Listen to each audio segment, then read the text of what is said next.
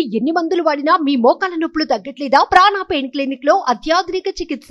కోట్లాది మంది అభిమానుల కల నెరవేరింది. దశాబ్దం పాటు చూసిన ఎదురు చూపులు నేటితో ఫలించాయి. ఏ అసెంబ్లీ గేటునైతే తాకనివ్వనన్నారో అదే అసెంబ్లీలో జనసేనాని అడుగుపెట్టారు. పార్టీ పెట్టిన 10 సంవత్సరాల తర్వాత శాసనసభలో కొనిదెల పవన్ కళ్యాణ్ అంటూ ప్రమాణ స్వీకారం చేశారు. ఈ రోజు కోసం ఆయన చేయని పోరాటం లేదు, పడని కష్టం లేదు. ఎన్నో అవమానాలను ఎదుర్కొన్నారు. పడరాని మాటలు పడ్డారు.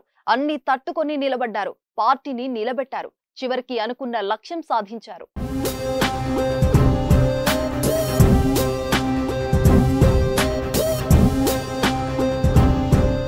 2014 మార్చి 10వ తేదీన జనసేన ఆవిర్భవించింది.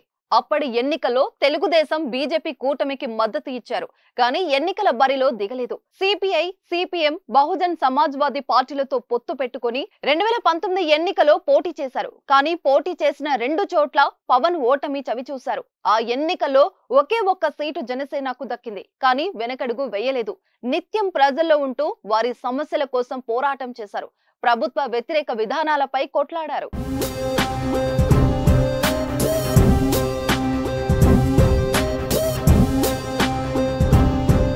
2024 ఎన్నికల్లో టీడీపీ పొత్తు పెట్టుకుని జయకేతనం ఎగరవేశారు. తను బరిలో నిలుచున్న పిఠాపురంలోనే కాదు, మొత్తం జనసేన పోటీ చేసిన 21 స్థానాల్లో పార్టీ గెలిచింది. కూటమి అధికారంలోకి రావడంతో డిప్యూటీ సీఎంతో పాటు రాష్ట్ర పంచాయతీరాజు, గ్రామీణాభివృద్ధి, అటవీ, పర్యావరణ, శాస్త్ర సాంకేతిక శాఖల మంత్రిగా పవన్ కళ్యాణ్ బాధ్యతలు చేపట్టారు. నేడు ఎమ్మెల్యేగా అసెంబ్లీలో అడుగుపెట్టారు. చంద్రబాబు తర్వాత సభలో పవన్ కళ్యాణ్ ప్రమాణ స్వీకారం చేశారు. ఎన్నో ఏళ్లుగా ఎదురు చూసిన కల నిజమైతే ఎంత ఆనందంగా ఉంటుందో మాటల్లో చెప్పలేం.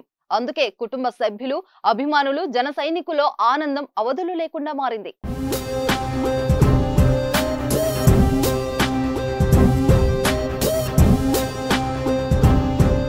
సుమన్ టీవీలో మీ పర్సనల్ అండ్ బిజినెస్ ప్రమోషన్స్ కోసం కింది నెంబర్కి కాంటాక్ట్ చేయండి.